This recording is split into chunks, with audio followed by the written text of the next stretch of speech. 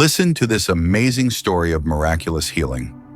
Enjoy listening. The scent of truffle oil and simmering veal stock was Michael's morning prayer, his daily affirmation. For 74 years, the kitchen of the Gilded Spoon had been his sanctuary, his battlefield, his legacy. Every glint of polished copper, every precisely diced mirepoix, every whisper of a reduction bubbling on the stove was a testament to his unwavering devotion. He was Michael, the maestro, a culinary titan whose hands, though gnarled with age, still moved with the balletic grace of a seasoned conductor, orchestrating a symphony of flavors. "Anya, the quail needs another minute, no more." His voice, a low rumble honed by decades of barking orders, cut through the controlled chaos of the morning prep. Anya, his sous chef, a woman whose culinary instincts were almost as sharp as his own, nodded, her dark eyes already assessing the delicate bird. She was his shadow, his right hand, the only one who truly understood the language of his unspoken commands. His staff, a motley crew of dedicated eccentrics, moved with the synchronized precision of a well-oiled machine, each a vital cog in the culinary apparatus. They were his family in a way, the one he had meticulously chosen and cultivated. But there was another family, a quiet ache that sometimes surfaced when the kitchen fell silent and the clatter of pans faded. Clara, his daughter, a sommelier whose palate was as refined as his own, who had once stood beside him, her laughter echoing through these very halls. She was a ghost in the corners of his mind, a missing ingredient in the meticulously crafted recipe of his life. He hadn't seen her in years, not truly. Their last conversation had ended in a crescendo of slammed doors and bitter words, a dish left unfinished. He often found himself, late at night, long after the last gleaming spoon had been put away, sketching out new dishes in a leather-bound journal. Not just any dishes, but a grand, multi-course meal, a culinary epic he'd christened the Legacy Feast. It was to be a celebration, ostensibly for his 75th birthday, but in the quiet chambers of his heart, he knew its true purpose. It was a silent apology, a desperate plea for connection, a meal designed to bridge the chasm between him and Clara. Each course was a memory, a regret, a hope. He imagined her tasting the subtle nuances, understanding the unspoken narrative woven into every bite. He imagined, perhaps foolishly, that this feast could be their reconciliation. He ran a hand over the smooth, worn cover of the journal, a faint smile playing on his lips. The precision required for such a feast, the intricate balance of flavors and textures, was a challenge that thrilled him, a worthy endeavor for a man who had dedicated his life to the pursuit of culinary perfection. This, he thought, was his magnum opus, the culmination of a life lived through taste and aroma. He was content, proud of the empire he had built, even with the underlying wistfulness for what was lost. His life, meticulously ordered, controlled, and perfected, was a reflection of his kitchens, every element in its place, every dish a masterpiece. Then the first discordant note sounded. It was a dull ache, a persistent thrum in his upper abdomen, just below his ribs. He dismissed it initially. Indigestion. Too much red wine with dinner. He was 74 after all. A man of his age was entitled to a few grumbles from his internal machinery. He swallowed a few antacids, a rare indulgence for a man who prided himself on his physical resilience. But the ache didn't dissipate. It became a constant, low-frequency hum, a background noise that subtly infiltrated his otherwise pristine existence. Then came the weight loss, insidious at first. 10 pounds in a month.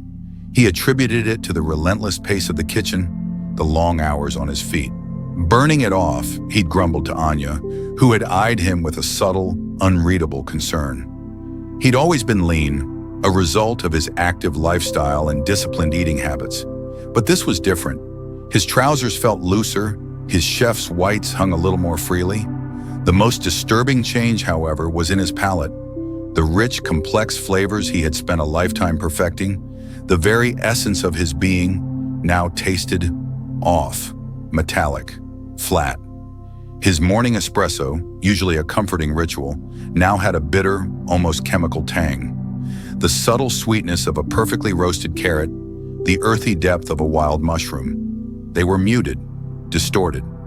It was as if a crucial part of his internal symphony had gone out of tune. He tried to ignore it, to push through, but the inability to fully discern the nuances of his own creations was a torment, a betrayal by his own senses. Anya, ever watchful, her sharp eyes missing nothing, approached him one morning as he stared blankly at a simmering stock. "Chef," she began, her voice unusually soft, "you're looking yellow." Her gaze was fixed on his eyes, then his hands. He knew, had noticed himself, the faint yellowish tint to his skin, especially prominent in the whites of his eyes. He'd blamed it on poor lighting, on age, on anything but the growing unease coiling in his gut. "Nonsense, Anya," he snapped, a little too quickly. "Just tired." She didn't press, but her concern hung in the air like a heavy perfume. He saw it in the way she lingered, in the subtle shift in her movements around him. He saw it in the mirror too, the faint jaundice, a sickly hue that seemed to seep into his very bones. The dull ache, the weight loss, the corrupted palate, the yellowing skin, they were no longer isolated incidents. They were a pattern, a disturbing melody gaining momentum. He felt a creeping dread, cold and unwelcome, threatening to unravel the meticulous tapestry of his life. The doctor's office was sterile, clinical, a stark contrast to the vibrant warmth of his kitchen. He sat, ramrod straight, listening to the dispassionate voice of Dr. Evans explain the results. Blood work, ultrasound, then the definitive CT scan, and finally the biopsy. Each word was a precise, cutting instrument. "Mr. Michael, I'm afraid the news is not good." Dr. Evans' voice was gentle, almost apologetic. "You have pancreatic adenocarcinoma, stage 3. Michael felt a strange detachment, as if the words were being spoken to someone else. He nodded, intellectually processing the information. Pancreatic, unresectable. Tumor in the head of the pancreas. Jaundice, pain, weight loss, malabsorption. It was all there, the grim recipe of his unraveling. The tumor is unresectable, meaning surgery is not an option at this stage, Dr. Evans continued, his voice unwavering. We can initiate chemotherapy, perhaps radiation, to manage the progression, but the prognosis for stage 3 pancreatic cancer is, regrettably, very poor. Michael demanded statistics, survival rates, treatment protocols. He pushed away the nascent tendrils of fear, wrapping himself in a clinical detachment that had served him well throughout his life. He was a chef, a problem solver, a man who dealt in facts and precise measurements.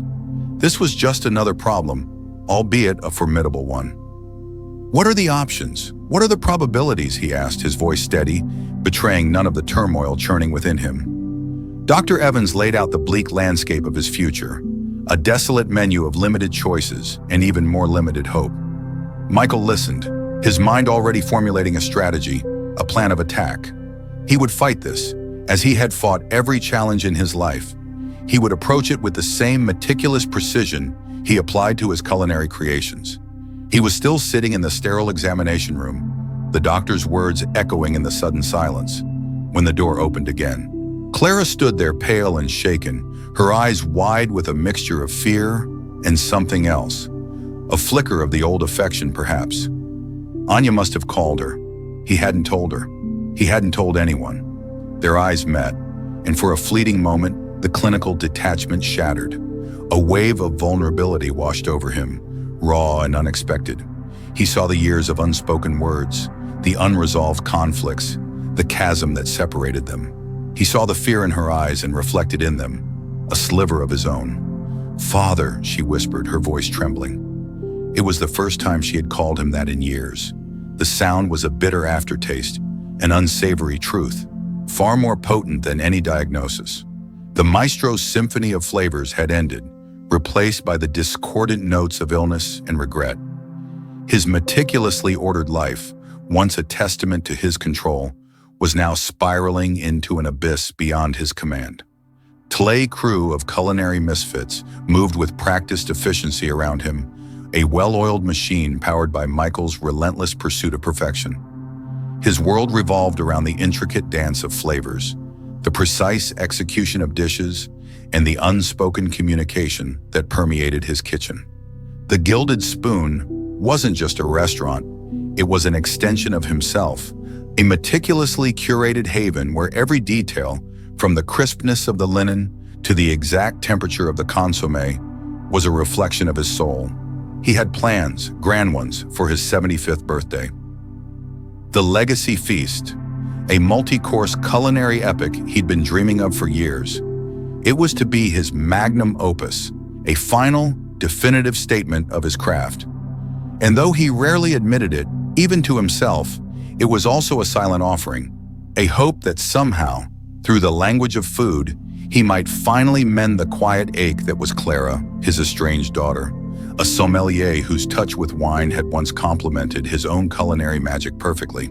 She had worked alongside him, her laughter once echoing in these very halls, but that was years ago. Now her absence was a subtle tension, a note missing from his otherwise perfect symphony. The first discordant note, a faint, almost imperceptible tremor, began subtly.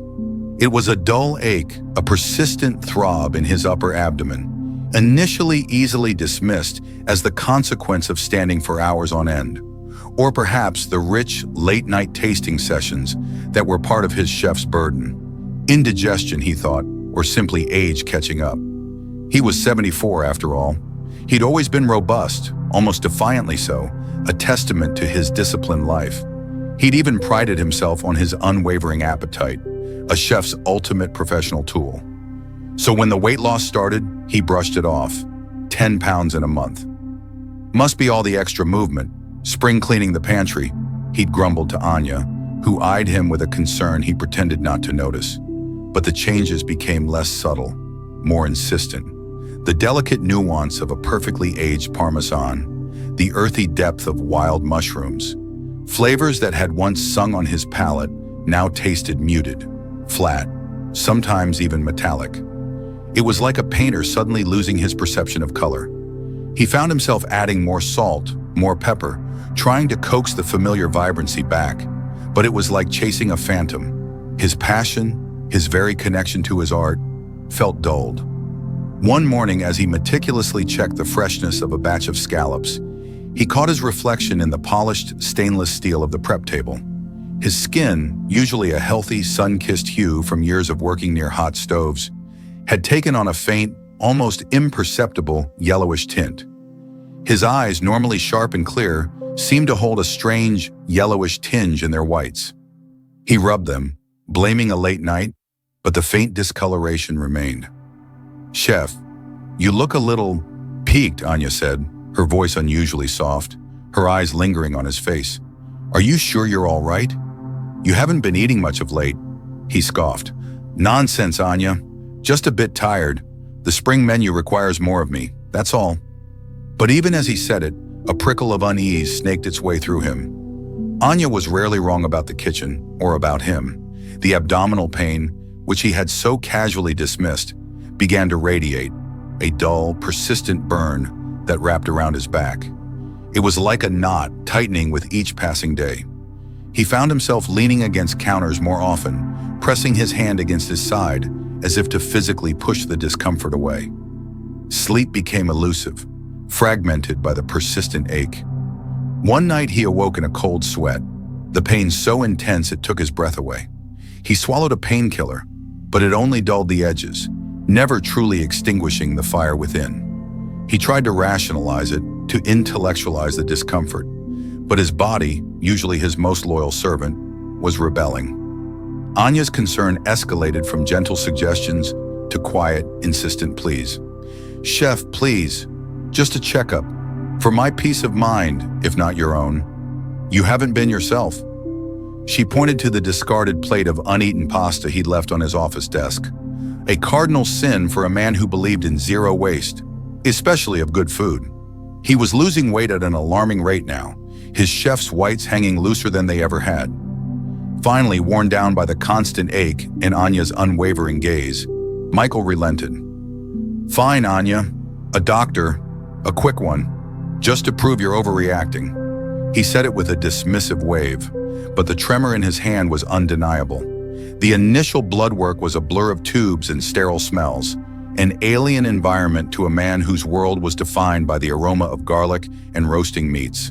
Then came the ultrasound, cold gel on his skin, a strange, abstract image appearing on a screen, the technician's face unreadable.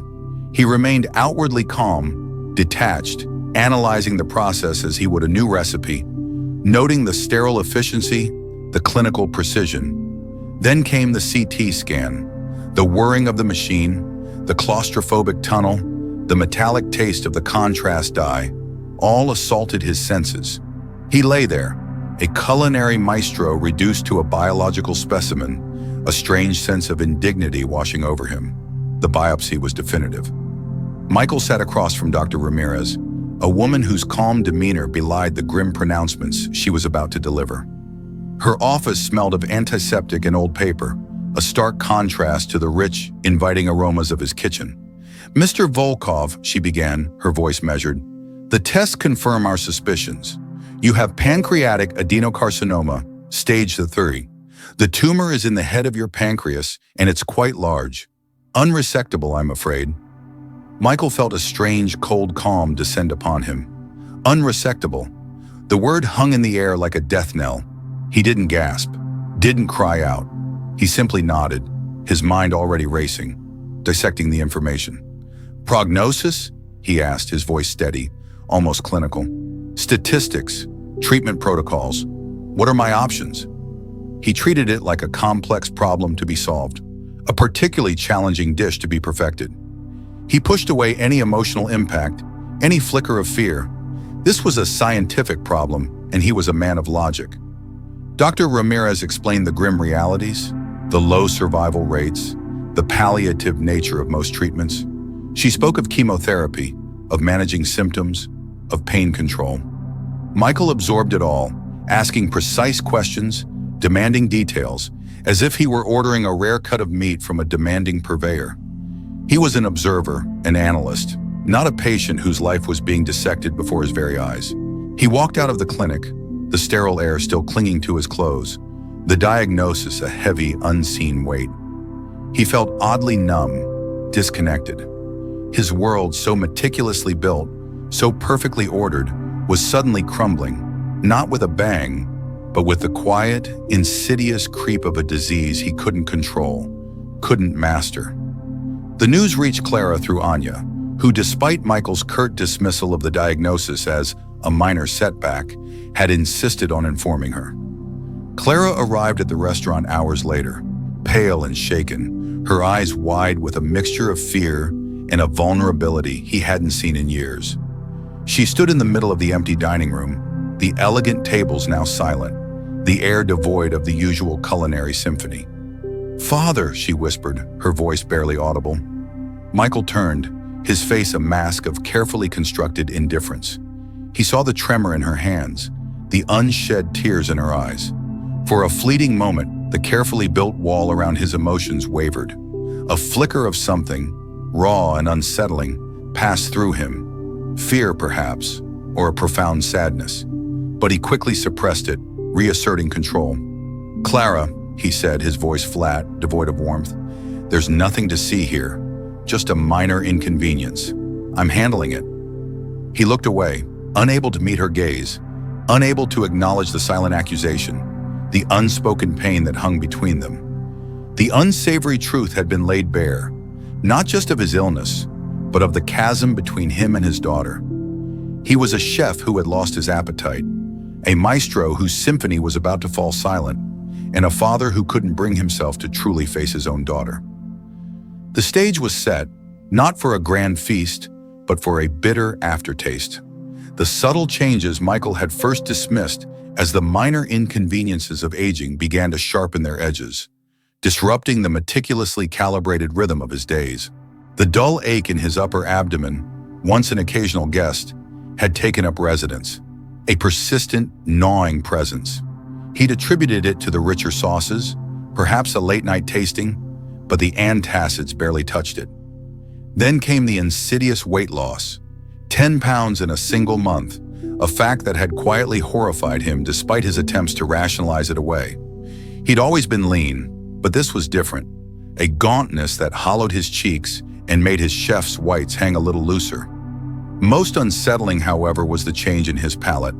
The rich, complex flavors he'd spent a lifetime perfecting now tasted metallic, flat, or, most cruelly, nothing at all. A perfectly seasoned coq au vin, a dish he could once taste with his mind's eye, now offered only a vague, uninspired sensation. It was like a musician losing their hearing, a painter their sight. Anya, ever watchful, her dark eyes missing nothing, was the first to voice her concern. "Chef," she'd begun one morning, her voice carefully neutral as she watched him pick at a piece of toasted brioche. "You're looking a bit pale, and you haven't finished your coffee in days. Are you feeling all right?" Michael had offered his usual gruff dismissal. "Just a touch of the seasonal malaise, Anya. Too many early mornings, not enough good sleep." But even as he said it, he knew it was a lie. His skin, usually a healthy sun-kissed tan from years in hot kitchens, had taken on a faint, almost translucent yellowish tint. He'd caught glimpses of it in the polished steel of his ovens, a ghost of a color that made him look sickly. Anya, however, was not easily deterred. "Chef, with all due respect, it's more than seasonal malaise. You should see a doctor, just a checkup." Her voice held an unusual firmness, a quiet plea that Michael, despite his irritation, couldn't entirely ignore. He relented, if only to silence her persistent inquiries. The first doctor he saw, a young GP who seemed more interested in his restaurant than his symptoms, ordered some basic blood work. When the results came back, the GP's casual demeanor shifted. "Your liver enzymes are elevated, Mr. Hayes, and your bilirubin. We need to run more tests. An ultrasound for a start." The ultrasound technicians were tight-lipped, their faces unreadable as they moved the wand over his abdomen. Michael, accustomed to the immediate, clear feedback of his own work, found their silence unnerving. Then came the CT scan, the cold hum of the machine, a stark contrast to the comforting warmth of his kitchen.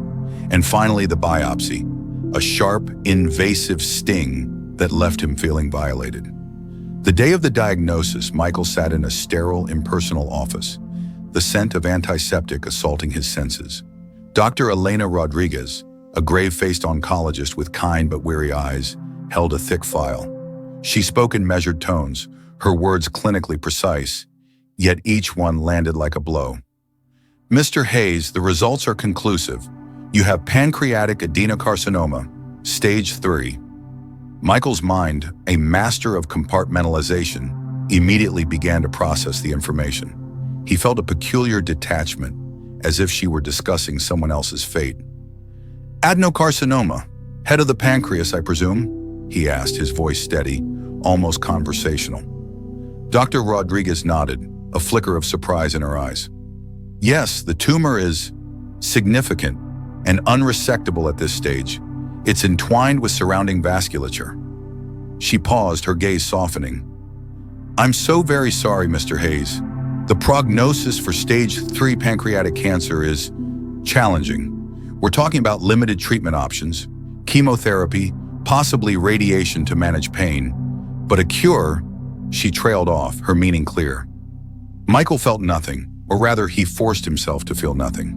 He demanded statistics, survival rates, treatment protocols, pushing away any emotional impact. He was a chef, a problem solver. This was just another complex recipe, albeit one with a grim outcome. "What's the median survival for someone with my profile? What are the common chemotherapy regimens? Are there clinical trials for neoadjuvant therapy, even if it's unresectable?" He peppered her with questions, building a logical wall around the terrifying reality. He would understand it, categorize it, and then perhaps control it. He walked out of the clinic into the harsh afternoon light, the world seeming to spin around him, yet he felt strangely calm. It was a problem, a very big problem, but a problem nonetheless. He would approach it like he approached a culinary challenge, with research, precision, and an unwavering, if now desperate, focus. News, however, traveled faster than Michael's carefully constructed detachment.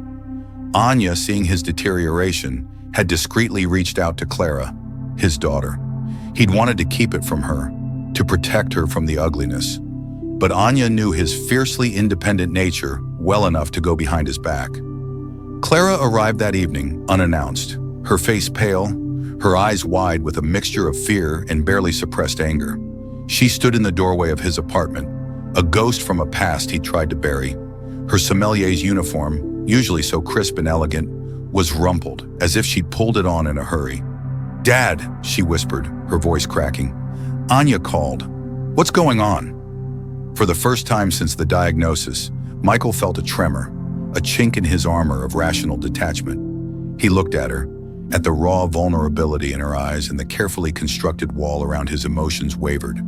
He saw not just his estranged daughter, but a lifetime of unspoken words, of culinary ambition that had eclipsed familial connection. The unsavory truth of his illness had finally, irrevocably, brought her back into his meticulously ordered, now crumbling world. Their reunion, though born of crisis, was tense, fraught with years of unaddressed resentment and unexpressed love. He braced himself, not just for the battle with the cancer, but for the far more terrifying, unpredictable battle of the heart.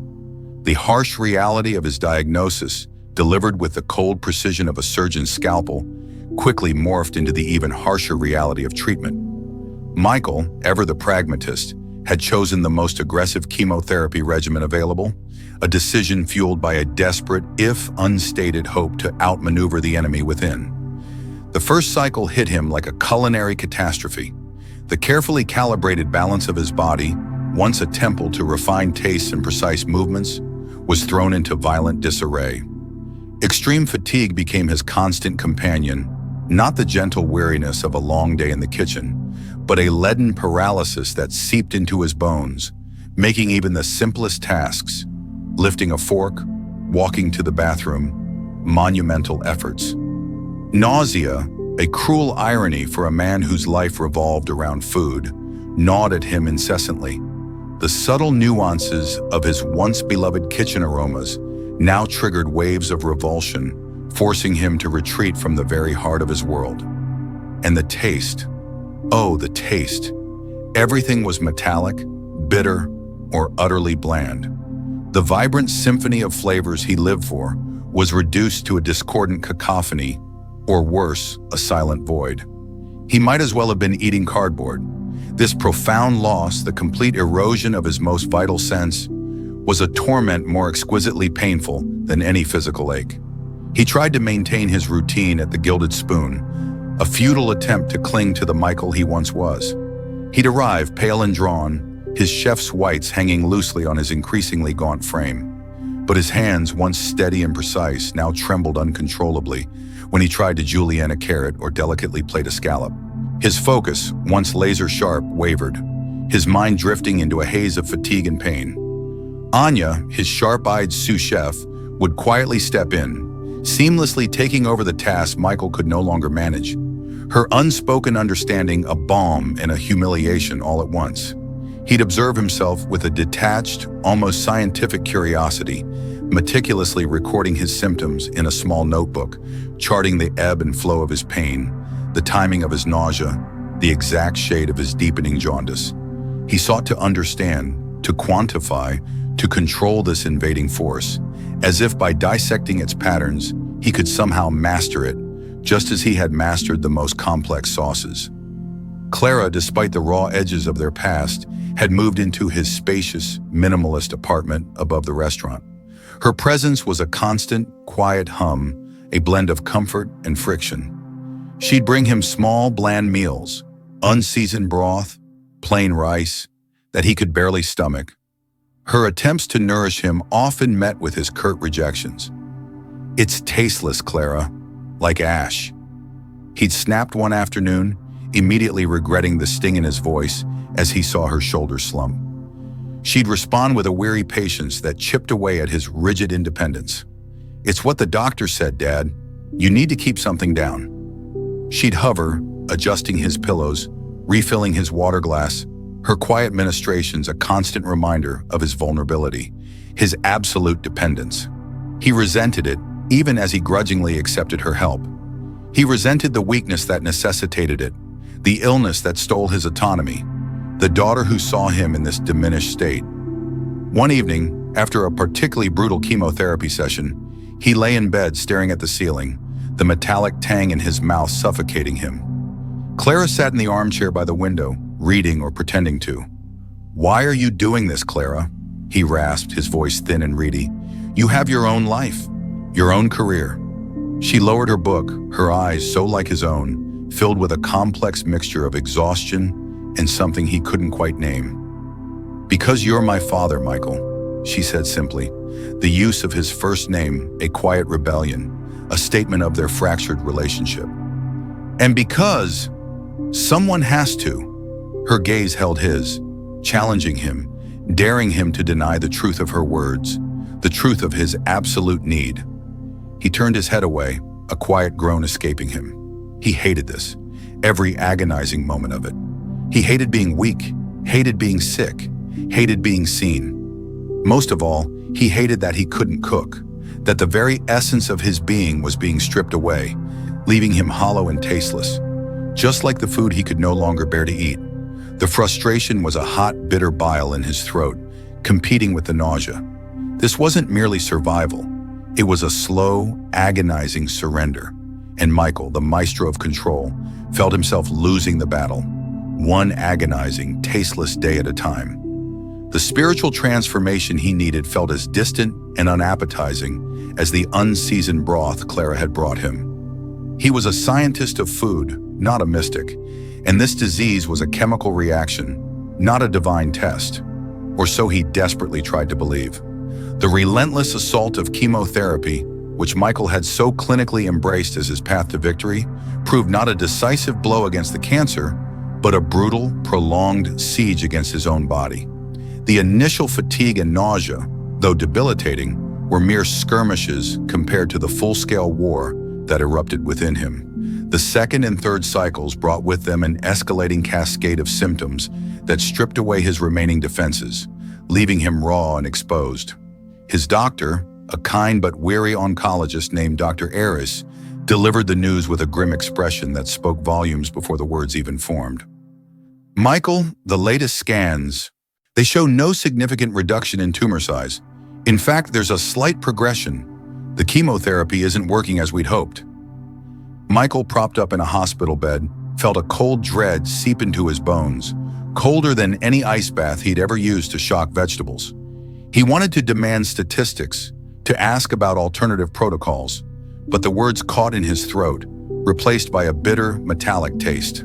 The pain, once a dull throb, had intensified into a searing, constant agony in his back, radiating around his sides. It was a cruel, relentless fire that no amount of prescribed medication seemed to fully extinguish. He found himself hoarding his pain pills, stretching the intervals, only to succumb to unbearable spasms that left him gasping. The jaundice, which had been a faint, almost imperceptible tint, now deepened to an alarming hue. His skin was a sickly, vibrant yellow, his eyes, once sharp and piercing, now milky and tinged with the same unsettling color, like oversteeped chamomile tea. He looked at himself in the small, reflective surface of his phone screen one morning and flinched. He was a caricature of himself, a gaunt, wasted figure with hollowed cheeks and eyes that held the sickly glow of a dying ember. He had lost another 15 pounds, his once muscled frame now skeletal, his chef's whites hanging on him like a shroud. The once beloved aroma of garlic sautéing, of simmering stocks, now sent him retching into an emesis basin. The irony was a particularly cruel dish, served cold and bitter. Clara, despite her initial awkwardness, had settled into the role of his primary caregiver with a quiet determination that both touched and infuriated him. She moved around his small apartment, now imbued with the scent of antiseptic and stale air, with a methodical efficiency that reminded him of Anya. She prepared the bland, tasteless broths he could barely swallow, monitored his medications, and sat by his bedside, often reading from an old copy of Larousse Gastronomique, as if the mere presence of the words might somehow transport them both back to a better time. But her attempts at comfort, her gentle inquiries about his pain, were met with an impenetrable wall of his despair. "Are you comfortable, Dad? Can I get you anything?" she'd ask, her voice soft with concern. "Just leave me be, Clara," he'd rasp, turning his face to the wall. He couldn't bear her pity, couldn't bear the raw vulnerability he saw reflected in her eyes. He was Michael Volkov, the maestro, the architect of flavors, and now he was nothing but a broken, jaundiced husk. His life, his legacy, was ending not with a flourish, but with a whimper, a slow, agonizing fade into oblivion. He was a chef who could no longer taste, a man who could no longer control his own body. He was a failure. One afternoon, a well-meaning old friend, Father Thomas from the local parish, came to visit. Thomas was a jovial, rumpled man Michael had known for decades, a patron of the Gilded Spoon who always ordered the same robust Cabernet and a rare steak. Michael had always appreciated his straightforwardness, his lack of pretense. But today, Thomas's usual cheerful demeanor was tempered by a solemnity that grated on Michael's raw nerves. "Michael, my dear friend," Thomas began, pulling up a chair, "I've been praying for you constantly, and I just wanted to say, sometimes when science has done all it can, there are other avenues. Faith, prayer, perhaps some of those alternative therapies people talk about. There's a healing mass next week at St. Jude's, if you felt up to it." Michael felt a surge of bitterness, sharp and acrid. He turned his head slowly to face the priest, his yellowed eyes burning. "Father," he rasped, his voice a withered whisper, "with all due respect, what good is prayer going to do against a stage 3 pancreatic tumor? Are you suggesting the Almighty is going to magically shrink it? This is a biological entity, a malfunction of cells, not a sin to be absolved. And those alternative therapies you speak of are nothing but snake oil, preying on the desperation of the dying.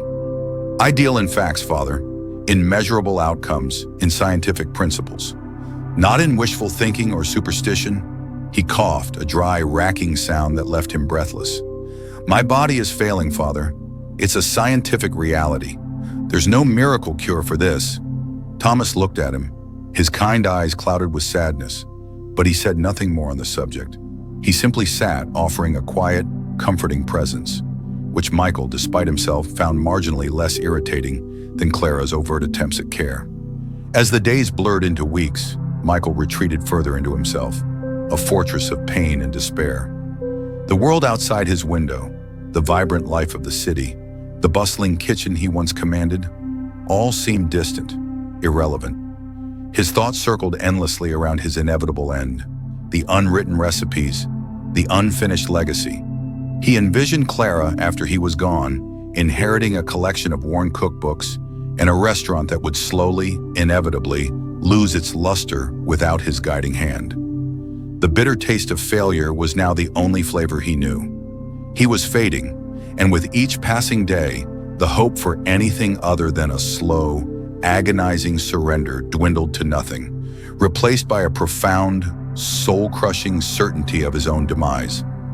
His was a palate of despair, and it tasted only of ash. The words, "no significant reduction," echoed in the sterile hospital room, each syllable a hammer blow against Michael's carefully constructed fortress of rationality. He had faced down belligerent critics and impossible culinary challenges, but this was different. This was his body, his very essence, betraying him. The slight progression of the tumor, Dr. Aris explained, meant that the insidious tendrils of the disease were still spreading, tightening their grip, despite the chemical warfare waged within him. The physical deterioration was swift and merciless. The pain, once a dull, persistent ache in his upper abdomen, now sharpened, radiating relentlessly to his back. A constant, gnawing presence that even the strongest opioid patches could only dull, never erase. His skin, already tinged with yellow, deepened to a ghastly, almost fluorescent saffron.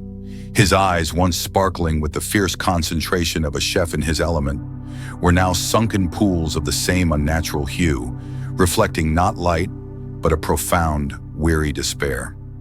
Michael became skeletal. The weight loss, which had begun subtly, now accelerated with alarming speed. His chef's whites, once tailored to perfection, hung on his shrinking frame like shrouds. He looked at his hands, once so strong and dexterous, now bony and trembling, crisscrossed with blue veins.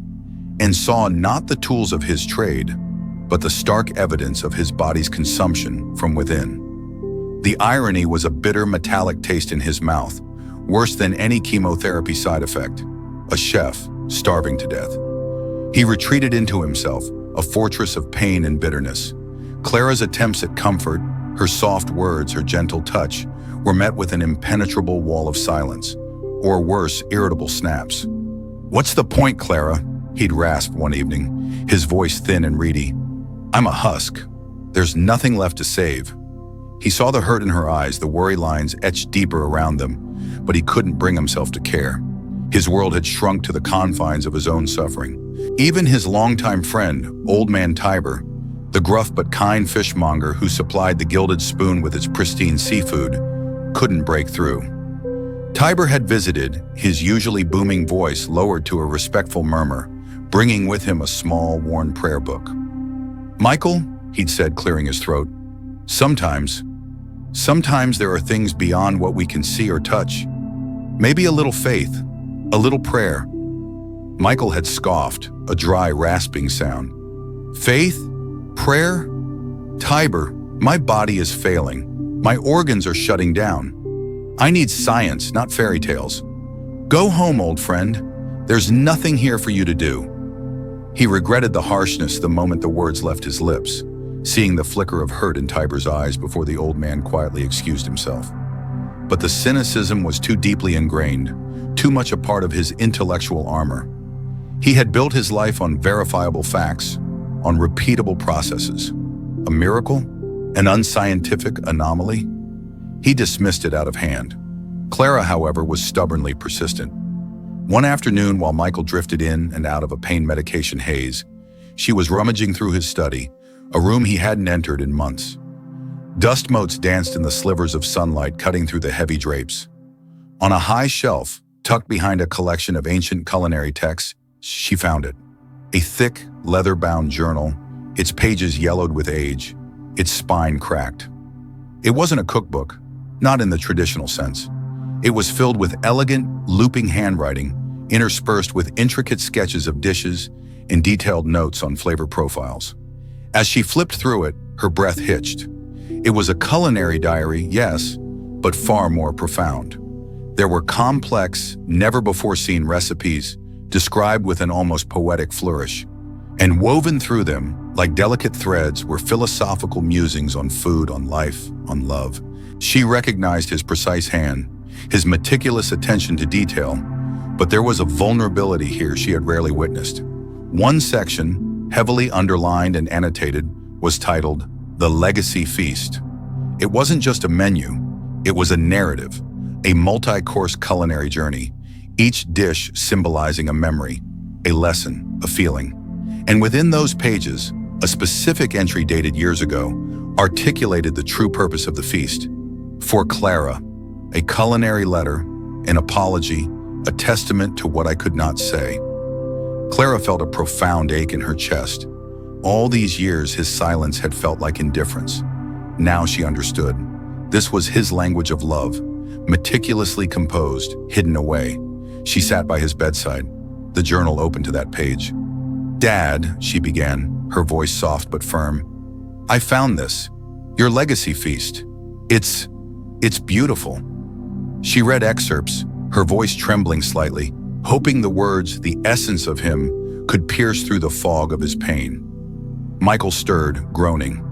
"Nonsense," he mumbled, eyes still closed. "Sentimental drivel. Put it away, Clara. I'm tired." He dismissed it, just as he dismissed Tiber. But something, a faint, almost imperceptible tremor, passed through him. Perhaps it was the echo of a forgotten dream, a sliver of connection to a past where he was not merely a dying man, but a creator, a maestro. Just as Clara felt the familiar despair creeping back, the doorbell chimed. She opened it to find a familiar, if unexpected face. Leo, the chef from the Crimson Clover, a rival establishment, but more importantly, Michael's former apprentice. Leo, a man of quiet faith, whose dishes, though equally celebrated, always possessed a warmth, a soulfulness Michael's often lacked. "Clara," Leo said, his voice gentle, I heard. Is there anything at all I can do?" He didn't offer prayers, he didn't preach. He simply stood there, a beacon of quiet strength. Clara hesitated, then looked from Leo to the open journal in her hand, then back to Leo. He's given up. He can't cook. He can barely eat." Leo's gaze fell on the journal. He saw the title, The Legacy Feast, and a flicker of understanding passed through his eyes. He knew Michael's meticulous nature, his passion. "Chef," Leo said, stepping into the room, his voice carrying just enough authority to cut through Michael's haze. "I understand you have unfinished business, unfinished recipes. I may not have your palate, but my hands are still strong.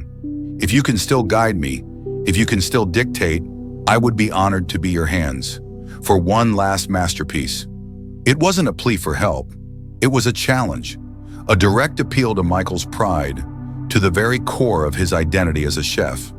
Michael, who had scoffed at prayers, who had rejected emotional comfort, felt a spark ignite within the deep well of his apathy. A challenge. His challenge. To create. Not for himself, not for critics, but for a reason only he and Clara truly understood. He opened his eyes, the yellowed orbs focusing, for the first time in days, with a glimmer of the old fire. "My hands," he rasped. "You think you can follow my instructions, apprentice, even without tasting?" The question was less a doubt, more an invitation. The corner of his mouth, for the first time in months, twitched upwards, just barely. A faint, almost imperceptible smile. The words, "no significant reduction," had been the death knell of Michael's carefully constructed fortress of rationality. He had faced down belligerent critics and impossible culinary challenges. But this was different. This was his body, his very essence, betraying him. The slight progression of the tumor, Dr. Aris explained, meant that the insidious tendrils of the disease were still spreading, tightening their grip, despite the chemical warfare waged within him. The physical deterioration was swift and merciless. The pain, once a dull, persistent ache in his upper abdomen, now sharpened, radiating relentlessly to his back. A constant, gnawing presence that even the strongest opioid patches could only dull, never erase. His skin, already tinged with yellow, deepened to a ghastly, almost fluorescent saffron. His eyes, once sparkling with the fierce concentration of a chef in his element, were now sunken pools of the same unnatural hue, reflecting a profound despair. He was skeletal, his once powerful chef's hands now bony claws, trembling even when at rest. He'd lost another 20 pounds since the diagnosis, his clothes hanging off him like ill-fitting shrouds. The idea of food, once his lifeblood, now sickened him. The very smell of the broth Clara tried to coax him with would send waves of nausea through his wasted frame. He had retreated, not just from the world, but from himself. Clara's presence, though a constant, gentle pressure, felt more like an intrusion than comfort. He resented her attempts to feed him, to talk to him, to simply be with him. He was a ruin, and he wished to be left in peace to crumble. When an old friend, Father Thomas, from the local parish came to visit, his kind eyes filled with concern, Michael had grunted, turning his face to the wall. "Save your prayers, Thomas," he'd rasped, his voice a dry whisper. "God, if he exists, clearly has better things to do than worry about a dying chef." He'd even scoffed at Father Thomas's suggestion of a spiritual healer a mutual acquaintance had spoken of, dismissing it as quackery for the desperate. Michael was desperate, yes, but not so desperate as to abandon scientific reason. It was during one of these prolonged periods of self-imposed exile, the curtains drawn against the weak winter light, that Clara, in her own quiet desperation, had found the journal. He had barely registered her movements around his study, her hushed phone calls to Dr. Aris, her tear-streaked face when she thought he was asleep. But then a subtle shift in the air, a faint rustle of old paper. He heard her gasp, a soft, choked sound, followed by the faint turning of pages. A few minutes later, she appeared in the doorway of his darkened bedroom, the aged, leather-bound book clutched to her chest. Her eyes, red-rimmed, held a strange, dawning light. "Dad," she began, her voice trembling. "What is this?" He grunted, not bothering to open his eyes. "Old notebooks. Recipes, mostly. Nothing for you. No, she insisted, stepping closer, the scent of old paper and something else.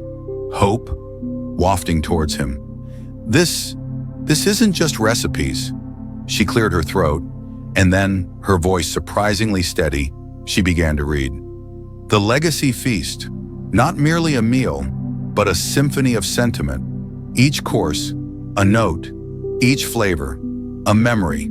A letter to my daughter I wasn't meant to write.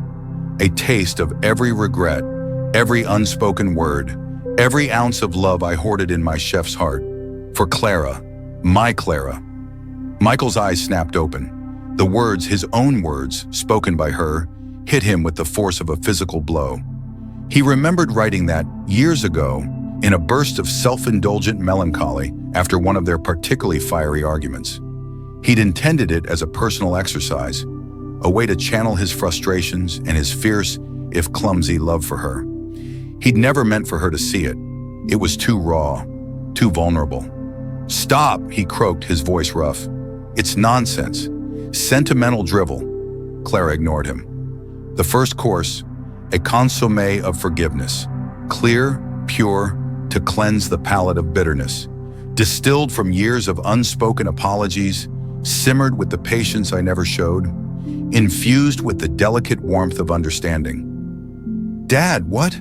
Her voice cracked. He closed his eyes again, willing her to stop. It was too much. The carefully constructed walls around his emotions, weakened by illness, threatened to crumble. Then a new voice, a deep, resonant baritone, surprisingly gentle. Chef Michael, if I may be so bold, that sounds like a masterpiece. Michael opened his eyes to see Leo, his former apprentice, now the acclaimed chef of Terra Nova, standing hesitantly in the doorway behind Clara. Leo, who had always possessed a quiet, almost spiritual calm that Michael in his younger, more arrogant days had dismissed as weakness. Leo, whose restaurant had recently surpassed the Gilded Spoon in the critics' estimation, a fact that had once gnawed at Michael's pride. What are you doing here, Leo? Michael rasped, annoyance fighting with a flicker of confusion. Clara called me, Leo said simply, his gaze steady, not pitying, but understanding. She said you were not well. I came to see if there was anything I could do. Michael snorted. Unless you're a miracle worker, there's nothing. I'm done. The feast is over. Leo stepped further into the room, his hands clasped respectfully in front of him. With all due respect, chef, a true maestro is never truly done. Even when the body falters, the mind, the spirit, the vision, they remain. I heard Clara reading about the Legacy Feast. It sounds profound, a work of art. Michael grunted, turning his head away again. It's a fantasy, a pipe dream. I can barely lift a spoon, let alone cook a multi-course meal. But you can direct, Leo said, his voice soft, yet firm. You can envision. You can taste it in your mind, can't you? The precise balance of flavors, the exact temperature, the perfect plating. Michael paused. He could. Even now, through the haze of pain and nausea, the memory of those flavors was vivid, almost tangible. The consommé of forgiveness, the subtle sweetness of roasted root vegetables, the delicate aroma of thyme, the crisp texture of the salad of reconciliation, with its bitter greens and sweet candied pecans. The rich, complex layers of the entree of shared history, a slow-braised lamb with a reduction of red wine and dark berries. I can't taste, Michael admitted, the words a raw confession. Everything is metal, or nothing. You don't need to taste physically, chef, Leo replied, taking another step closer. You taste with your soul, with your memory, with your heart. Let me be your hands. Let me be your senses. Guide me. Tell me exactly what to do. Every nuance, every precise measurement. We can bring this feast to life.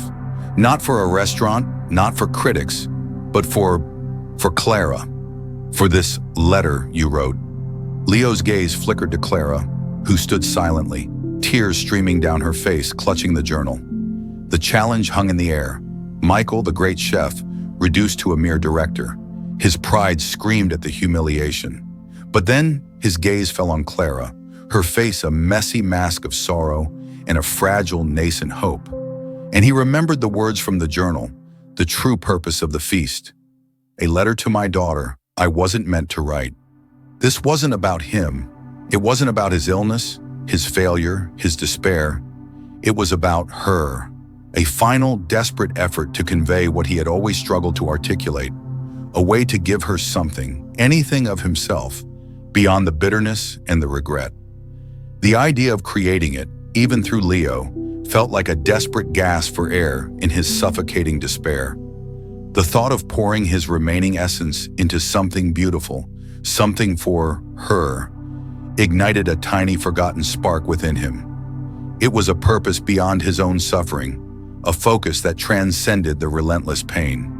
"Get a pen and paper, Leo," Michael rasped, his voice still weak, but with a new, surprising urgency. He closed his eyes, not in resignation, but in concentration. "We start with the consommé.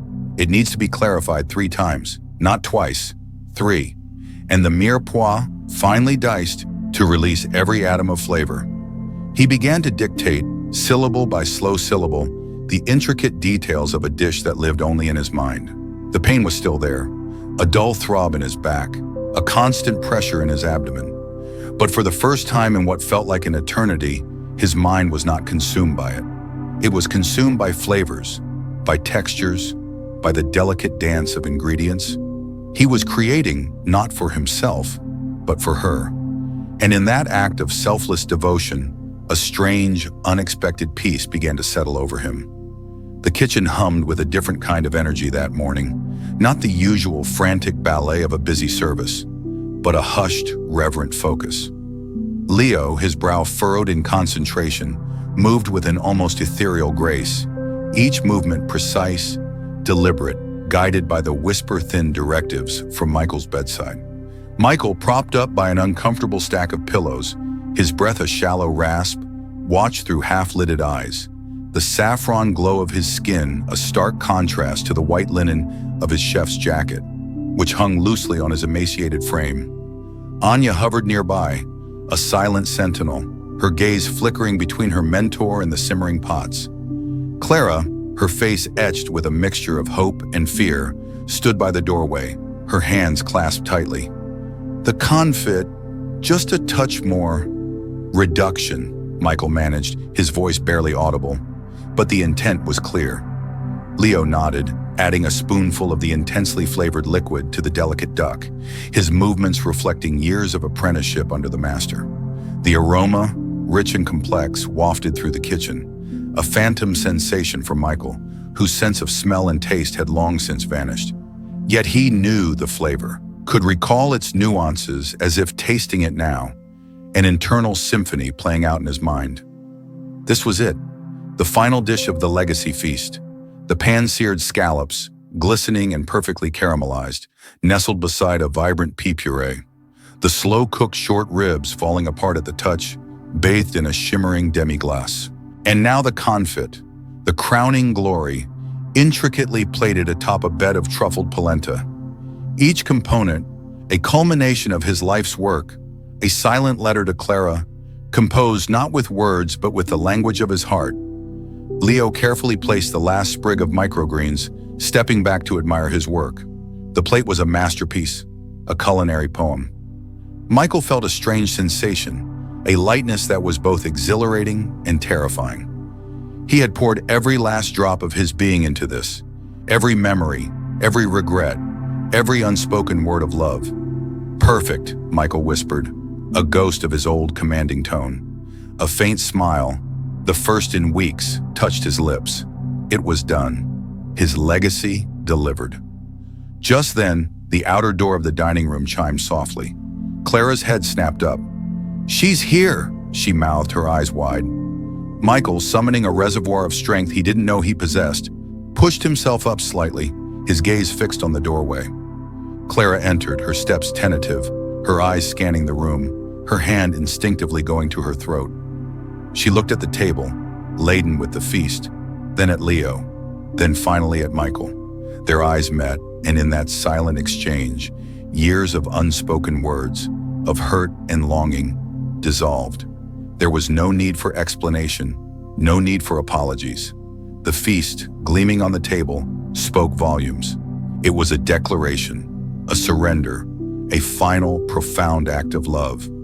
Clara's eyes welled with tears, a single crystalline drop tracing a path down her cheek. Michael felt a profound peace settle over him, an unfamiliar warmth spreading through his chest, pushing back against the cold grip of the pain. He had done it. He had given everything. Then, just as the peace threatened to engulf him entirely, his vision blurred. The warmth in his chest intensified, twisting into a searing agony. His breath caught, a ragged gasp tearing through his throat. The smile on his face faltered, replaced by a grimace of pure, unadulterated pain. His body, already ravaged, began to tremble uncontrollably. "Michael?" Clara's voice was a distant, panicked shriek. His lungs burned, screaming for air that wouldn't come. A hot flush spread over him, followed by an icy shudder. He felt a violent tremor seize his limbs, his muscles spasming uncontrollably. The world tilted, the pristine kitchen blurring into a kaleidoscope of colors. He tried to speak, to reach out, but his arms felt like lead. His eyes, wide with a sudden, primal fear, locked onto Clara's. He saw her face contort in horror, her mouth open in a silent scream. He heard Anya's choked sob, Leo's frantic cry. He felt himself falling, a terrifying lurch as his body finally gave out. He hit the floor with a sickening thud, the sharp scent of polished wood filling his nostrils. His breathing hitched, shallow, ragged gasps that sounded more like dying whimpers. His body convulsed violently, a final, desperate struggle against an invisible enemy. The pain was absolute, consuming, a blazing inferno that swallowed everything else. Darkness pressed in, cold and final, at the edges of his vision. He could hear Clara's voice, a desperate, fading plea, and then nothing. The world dissolved into a cacophony of sound, then silence. Utter, profound silence. The shrill, piercing scream that tore from Clara's throat seemed to rip through the very fabric of the gilded spoon, silencing the simmering pots and freezing the movements of everyone present. Michael, his eyes fixed on Clara, his breath a desperate struggle, collapsed. The delicate plating of the final course, the culmination of the legacy feast, blurred. His body, already a ravaged landscape of pain and disease, gave out entirely. Anya, quick and decisive despite her terror, was by his side in an instant, her fingers pressing against his neck, searching for a pulse. Leo, pale and shaken, fumbled for his phone, dialing 911. Clara was on her knees, cradling Michael's head, her tears falling fast onto his jaundiced face. His limbs twitched uncontrollably, a horrifying, almost demonic dance of a body in its death throes.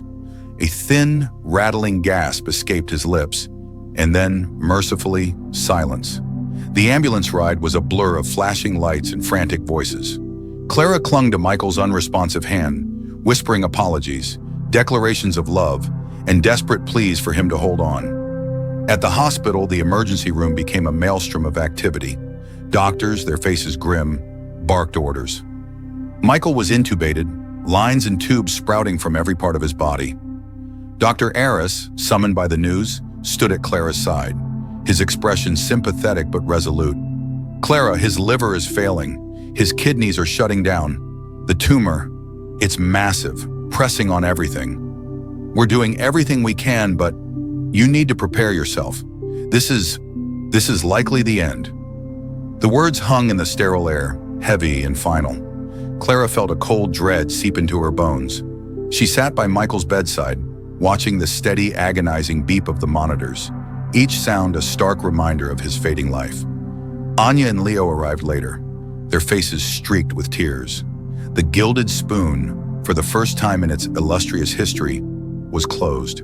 They sat in vigil, the silence of the room punctuated only by the rhythmic whoosh of the ventilator and the occasional hurried footsteps of nurses. Hours stretched into an eternity.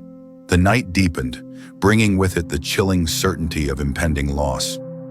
Clara held Michael's hand, now cool and unresponsive, and thought of the feast, the unspoken apology, the profound, selfless love he had poured into it. Was this all for naught? Had he given everything, only to be taken away? Then in the pre-dawn hours, something shifted. The relentless, high-pitched alarm of a monitor jolted Clara awake. A nurse rushed in, her eyes wide. Michael's temperature, which had been stubbornly spiking, began to drop. His breathing, though still assisted, seemed less labored.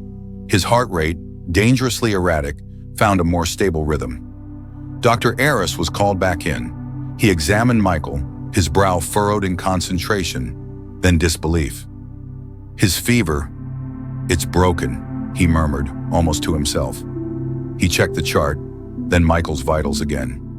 "And his lactate levels are improving, liver enzymes. They're starting to come down." Over the next few days, the inexplicable improvement continued. The ghastly saffron hue of Michael's skin began, subtly at first, then more noticeably, to recede, replaced by a healthier, albeit still pale, pallor. The excruciating pain that had racked his body for months lessened significantly, allowing the titration of his pain medication down to a level that would have been unimaginable just days before. He was extubated, his breathing now shallow but unassisted.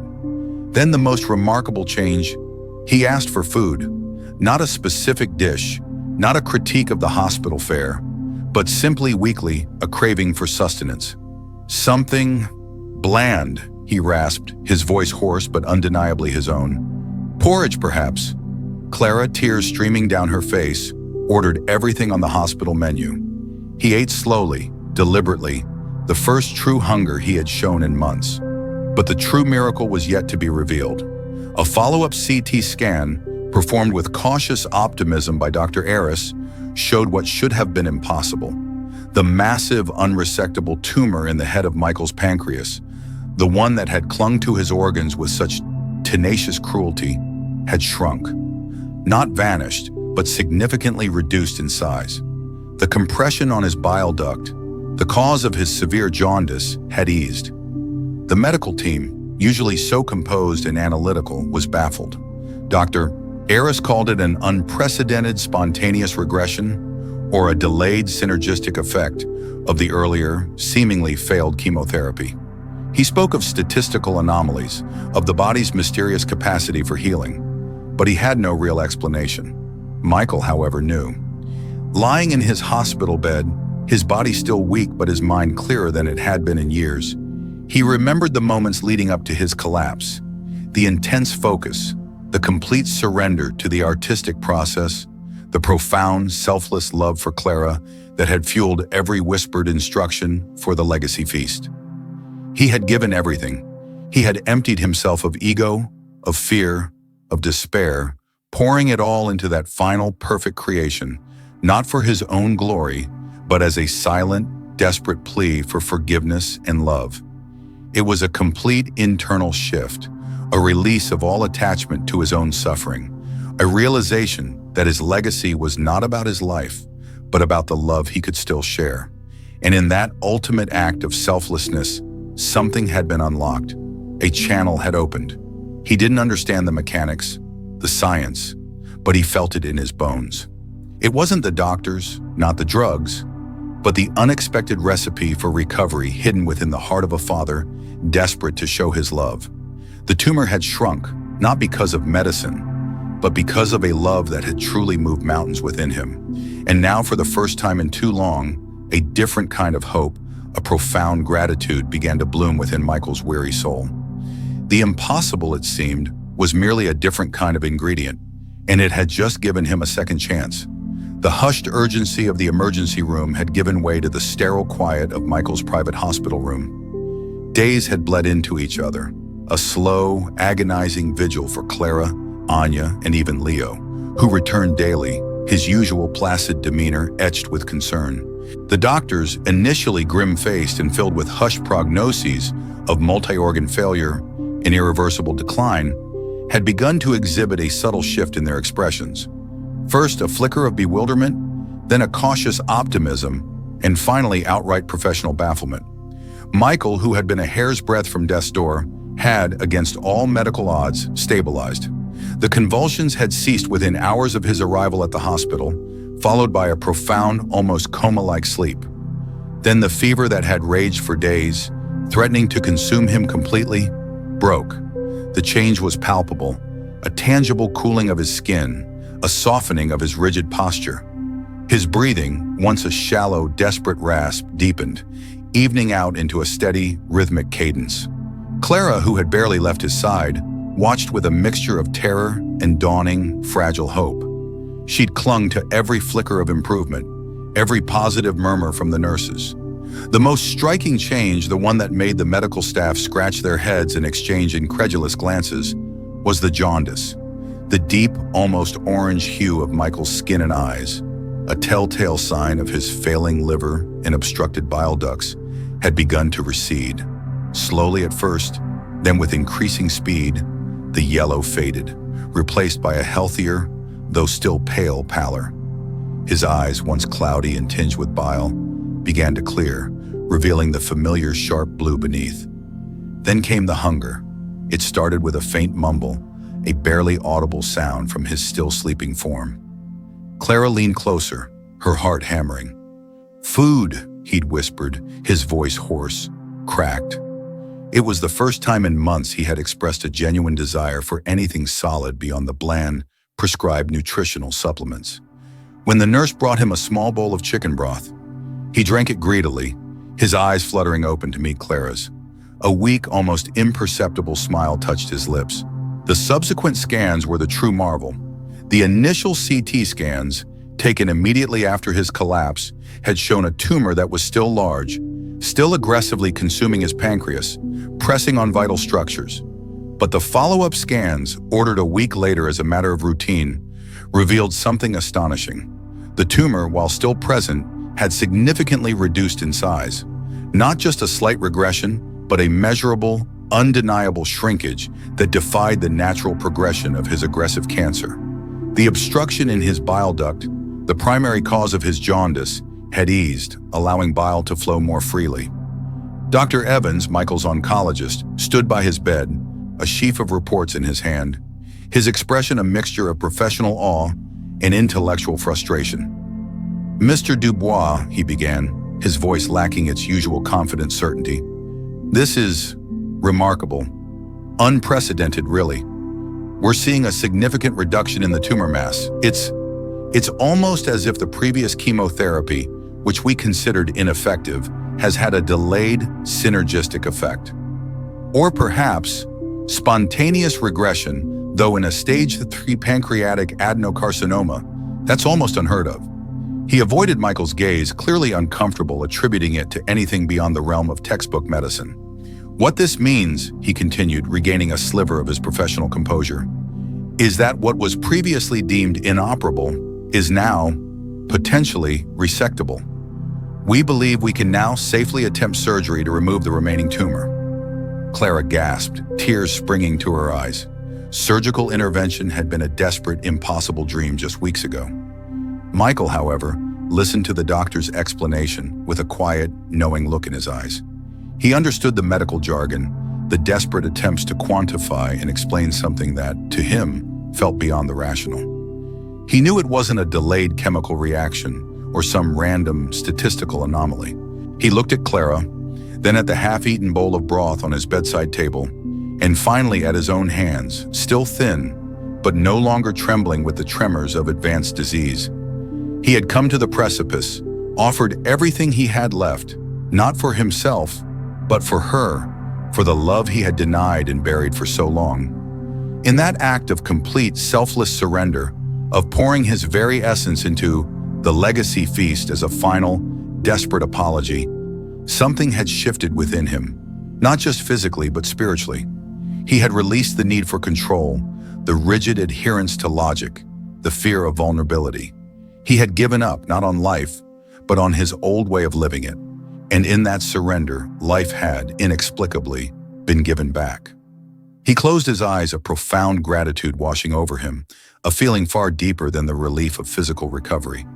It was the dawning of a new understanding, a different kind of hunger, not for food but for connection, for the richness of a life lived with an open heart. He had been a maestro of flavors, but he had been deaf to the symphony of love. Now he was beginning to hear it, a delicate, complex melody, far more satisfying than any recipe he had ever created. He knew with an unshakable certainty that his recovery wasn't just about the body, it was about the soul finally finding its true seasoning.